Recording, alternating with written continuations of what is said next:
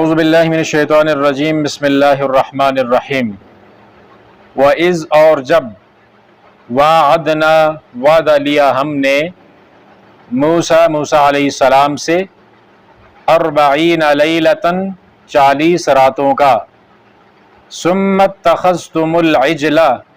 پھر تم نے پکڑ لیا بچھڑے کو معبود، من بعدہ اس کے بعد، وَأَنْتُمْ ظَالِمُونَ اور تم ظلم کرنے والے ہو، ثُمَّ پھر عَفَوْنَا ہم نے معاف کیا، عَنْکُمْ تم کو، من بعد ذَلِکَ اس کے بعد، لَعَلَّکُمْ تاکہ تم تشکرون شکر گزار بن جاؤ، شکر کر سکو۔ وَإِذْ اور جب آتَيْنَا دی ہم نے موسیٰ الکتاب موسیٰ علیہ السلام کو کتاب، والفرقان اور فرقان، لعلکم تاکہ تم تہتدون ہدایت پا سکو۔ وَإِذْ قَالَ اور جب فرمایا موسیٰ علیہ السلام نے لِقَوْمِهِ اپنی قوم سے، یا قوم اے میری قوم، انکم بے شک تم نے ظلمتم ظلم کیا ہے، انفسکم اپنے آپ پر، باتخاذکم العجل پکڑا ہے تم نے بچھڑے کو معبود، فتوبوا پس توبہ کرو، الی بارئکم اپنے پیدا کرنے والے کی طرف، فاقتلوا پس قتل کرو، انفسکم اپنے آپ کو، ذالکم یہ بات، خیر لکم بہتر ہے تمہارے لیے، عند بارئکم تمہارے پیدا کرنے والے کے نزدیک، فتاب علیکم پس وہ مہربان ہوا تم پر، یعنی اس نے تمہاری توبہ قبول کی، انہ بے شک وہ، هو التواب الرحیم وہی توبہ قبول کرنے والا اور رحم کرنے والا ہے۔ وَإِذْ وَعَدْنَا مُوسَىٰ 40 لَيْلَةً ثُمَّ اتَّخَذْتُمُ الْعِجْلَ مِن بَعْدِهِ وَأَنْتُمْ ظَالِمُونَ اور جب ہم نے وعدہ لیا موسیٰ علیہ السلام سے 40 راتوں کا، پھر تم نے بچھڑے کو معبود بنا لیا اس کے بعد، اور تم ظالم تھے۔ جب اللہ تعالیٰ نے بنی اسرائیل کو ان کے سب سے بڑے دشمن فرعون سے نجات عطا فرمائی اور یہ دریا سے پار چلے گئے، سینا کا جو صحرا تھا اس کے اندر یہ چلے گئے، اور پھر ان سے یہ کہا گیا، یہ مطالبہ کیا گیا کہ آپ فلسطین کا جو علاقہ ہے اس کے اوپر آپ حملہ کرو، اور وہاں پہ جو قوم آباد ہے اس کو وہاں سے نکالو، اور وہ جو ارض مقدس ہے وہ آپ کے لیے وہ مسکن بنے اور آپ لوگ وہاں پہ رہو۔ تو موسیٰ علیہ السلام نے جب اپنی قوم کے لوگوں سے کہا تو انہوں نے کہا کہ آپ جائیں اور آپ کا رب جانے، آپ جا کر لڑائی کیجئے، ہم تو یہاں پہ بیٹھے ہوئے، ہم نہیں جا سکتے وہاں پہ۔ ان کے انکار کرنے کی وجہ سے سزا ان کے اوپر یہ مسلط ہوئی کہ 40 سال تک وہ اسی سینا کے صحرا کے اندر یہاں پہ وہ ارد گرد یہاں پہ پھرتے رہے، اور ان کو کہیں جگہ اور ٹھکانہ نہ ملا، ان کے لیے وہ جگہ ممنوع قرار دے دی گئی ارض مقدس، اور یہ یہاں تک یہ 40 سال تک وہاں پہ ادھر ادھر پھرتے رہے۔ اب یہ ایسی قوم تھی جنہوں نے غلامی بڑی زندگی کا ایک طویل عرصہ، فرعون اور اس کے جو لاؤ لشکر تھا، اس کے حواری تھے، اس کی جو قوم تھی، اس قوم کی انہوں نے غلامی اختیار کی تھی۔ تو غلامی میں قوموں کے ضمیر بدل جایا کرتے ہیں، ان کی اندر وہ اہلیت نہیں رہتی، یا ان کے اندر وہ پائیداری نہیں رہتی کسی بھی کام کے کرنے کے حوالے سے، کمزوریاں ہوتی ہیں بہت زیادہ، ہر لحاظ کے اندر ہر طرح سے وہ کمپرومائز کرنے والے لوگ ہوتے ہیں۔ تو جب ان کو آزادی مل گئی تو آزادی مل جانے کے بعد بھی انسان کو اللہ تعالیٰ نے دنیا کے اندر ویسے کھلا تو نہیں چھوڑا کہ جیسے چاہے وہ مرضی اپنی زندگی گزار لے، اس کے لیے کچھ حدود اور قیود ہیں اس دنیا کے اندر جینے کے لیے۔ تو آزادی کی زندگی کو صحیح طرح سے بسر کرنے کے لیے ضروری تھا کہ ان کی مکمل طور پر رہنمائی کی جاتی کہ آپ نے اپنی زندگی کو کس طرح بسر کرنا ہے، اور اس کے لیے ضروری تھا کہ ان کو زندگی کے تمام تر معاملات کے اندر ان کی رہنمائی کی جائے کہ صبح و شام، دن رات، معاملات، عبادات انہوں نے کیسے کرنی ہے اور کیسے اپنی زندگی گزارنی ہے۔ اس کے لیے اللہ تعالیٰ نے موسیٰ علیہ السلام کو کوہ طور پر بلایا۔ آپ کو پہلے 30 دنوں کے لیے 30 راتوں کے لیے بلایا گیا اور 10 کا اضافہ بعد میں پھر دوبارہ کیا گیا اور یہ 40 راتیں بن گئیں۔ بائبل کے مطابق بھی یہی 40 راتیں بائبل کے اندر بھی ذکر ہیں۔ تو اللہ تعالیٰ نے 40 راتوں کا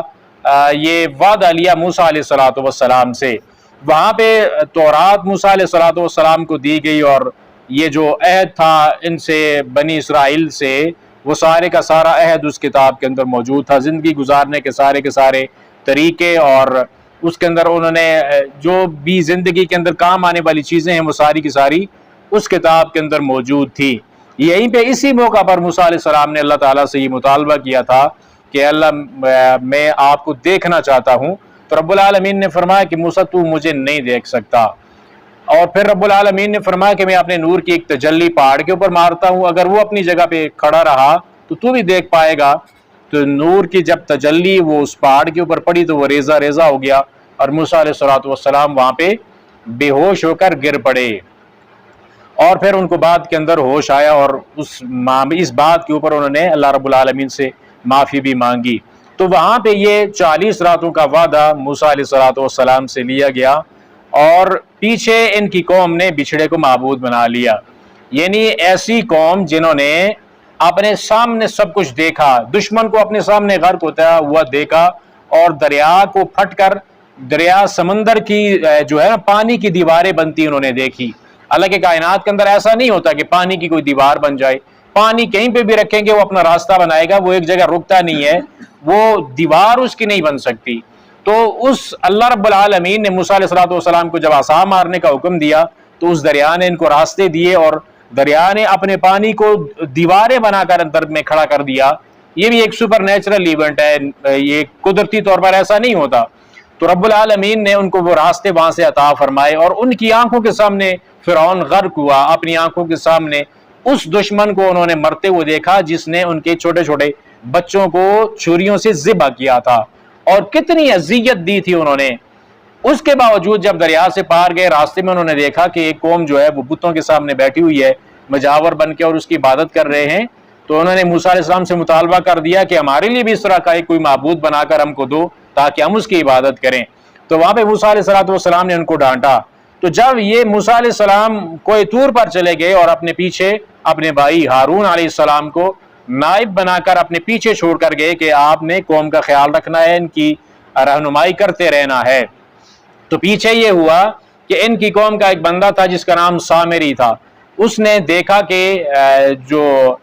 فرشتے کا جو گھوڑا ہے وہ زمین کے اوپر وہ ایسے دوڑا جا رہا ہے، اور اس کے پاؤں زمین کے اوپر لگنے کی وجہ سے وہاں سے جو غبار اٹھ رہا تھا اس نے وہ غبار لیا، قوم کے لوگوں کو کہا کہ اپنا سارا زیور لا کر مجھے دیجئے، زیور اس کو لا کر دیا گیا، اس نے پگھلا کر ایک بچھڑے کی شکل بنائی اور اس کے اندر وہ والی گرد و غبار اس کے اندر ڈالی، اور اس طرح سے بنایا کہ جب اس کے اندر سے ہوا پاس ہوتی تھی تو اس کے اندر سے آواز نکلتی تھی جس طرح کہ بیل کی یا گائے کی آواز ہوتی ہے۔ تو جب اس کے اندر سے وہ آواز نکلنا شروع ہو گئی تو کمزور قوم تھی عقیدے کی، اور ایسے معاملات اس قوم کے اندر ارد گرد کے جو علاقے تھے اس کے اندر اس طرح کا شرک بھی بڑے عام پایا جاتا تھا، تو ان کو کہنے لگا کہ یہ تمہارا الہ ہے اور موسیٰ علیہ السلام کا بھی الہ ہے، وہ ان کو پتہ ہی نہیں ہے۔ تو یہ سارے کے سارے لوگ اس بچڑے کی عبادت کرنے لگے، اور پھر جب موسیٰ علیہ السلام نے واپس آ کر دیکھا کہ قوم کی یہ حالت ہے تو انہوں نے اپنے بھائی ہارون علیہ السلام کو داڑھی سے یہاں سے پکڑا، تختیاں وہاں پہ نیچے پھینک دی غصے کے عالم میں،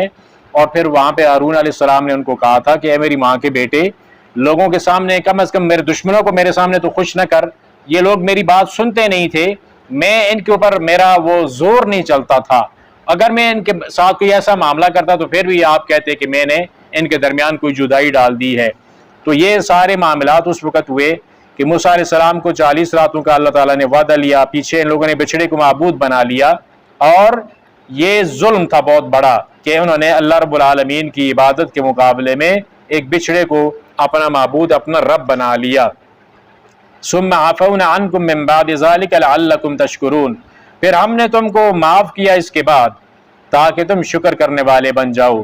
اب جو شرک ہے وہ اللہ رب العالمین کا قرآن کے اندر یہ اعلان ہے کہ اللہ تعالیٰ شرک کو معاف نہیں کرتے، ان اللہ لا یغفر ان یشرک بہ ویغفر ما دون ذلک لمن یشاء، لیکن انہوں نے اللہ کی ذات کے ساتھ شرک کیا، پھر بھی رب العالمین نے ان کو معاف کر دیا۔ یعنی انعامات کا ذکر ہو رہا ہے ان کے اوپر کہ اللہ تعالیٰ نے کس طرح پے در پے ان کے اوپر انعامات کیے، اتنا بڑا گناہ بھی رب العالمین نے ان کو معاف کر دیا۔ وَإِذْ آتَيْنَا مُوسَى الْكِتَابَ وَالْفُرْقَانَ لَعَلَّكُمْ تَهْتَدُونَ، اور موسیٰ علیہ السلام کو جب ہم نے کتاب دی اور فرقان، حق و باطل کے درمیان تمیز کرنے والی چیز،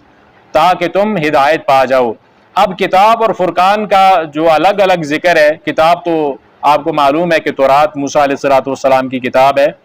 اور فرقان سے مراد بھی یہی کتاب تورات بھی ہو سکتی ہے، کیونکہ وہ بھی حق اور باطل کے درمیان تمیز کرنے والی کتاب تھی۔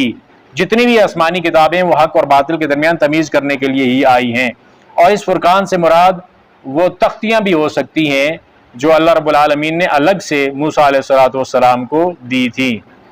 تو اللہ تعالیٰ نے ان کو یہ کتاب اور یہ فرقان اس لیے دی تاکہ ہدایت حاصل کریں۔ وَإِذْ قَالَ مُوسَىٰ لِقَوْمِهِ يَا قَوْمِ إِنَّكُمْ ظَلَمْتُمْ أَنفُسَكُمْ بِاتِّخَاذِكُمُ الْعِجْلَ فَتُوبُوا إِلَىٰ بَارِئِكُمْ فَاقْتُلُوا أَنفُسَكُمْ۔ جب موسیٰ علیہ السلام نے اپنی قوم سے کہا کہ اے میری قوم، تم نے اپنی جانوں کے اوپر ظلم کیا ہے بچھڑے کو معبود بنا کر، تو تم اپنے پیدا کرنے والے کے ہاں توبہ کرو۔ اور توبہ کرنے کا بھی بڑا عجب سا انداز تھا، یہ نہیں تھا کہ کہیں کسی بھی جگہ پہ بیٹھ کر یہ کہو کہ اللہ ہمیں معاف کر دے اور آئندہ ہم یہ کام نہیں کریں گے۔ توبہ یہی ہوتی ہے نا کہ انسان گناہ کرتا ہے، اس گناہ کا اعتراف کرتا ہے، اس کے اوپر ندامت اختیار کرتا ہے، اور اللہ تعالیٰ سے وعدہ کرتا ہے کہ آئندہ وہ کبھی ایسا گناہ نہیں کرے گا، اپنی اصلاح کرنے کا وہ وعدہ کرتا ہے۔ لیکن ان کی جو توبہ تھی، ان کی توبہ کیا تھی؟ فَاقْتُلُوا أَنفُسَكُمْ، اپنے آپ کو قتل کرو۔ یہ تم نے جو اتنا بڑا جرم کیا ہے، اتنا بڑا جو تم نے ظلم کیا ہے، ایک بچھڑے کو خود ہی بنا کر اس کی عبادت تم لوگوں نے کی ہے اللہ رب العالمین کے مقابلے میں، جب تمہارے اندر ایک نبی بھی موجود تھا اس وقت، ہارون علیہ السلام، اور موسیٰ علیہ السلام بھی تمہاری برابر رہنمائی کرتے رہے، اور انہوں نے ہی آپ کو اس ظالم فرعون کے تسلط سے نجات عطا فرمائی ہے۔ تو یہ تمہارا جو معاملہ ہے یہ تب معافی ہوگی، تب توبہ قبول ہوگی جب آپس میں ایک دوسرے کو قتل کرو گے۔ اب اس قتل کرنے کی مختلف تفسیریں بیان کی گئی ہیں کہ بہت سارے یہ جتنے بھی لوگ تھے ان کو آپس میں ایک دوسرے کے آمنے سامنے کھڑا کیا گیا اور کہا گیا کہ ایک دوسرے کو مارو۔ تو ظاہر ہے اس میں سے جب دو بندے مد مقابل ہوتے ہیں، ان میں سے کوئی ایک مرا اور کوئی ایک بچا۔ اس طرح سے تعداد جو بتائی جاتی ہے وہ 70,000 بتائی جاتی ہے، 70,000 آدمی اس کے اندر قتل ہوا تھا۔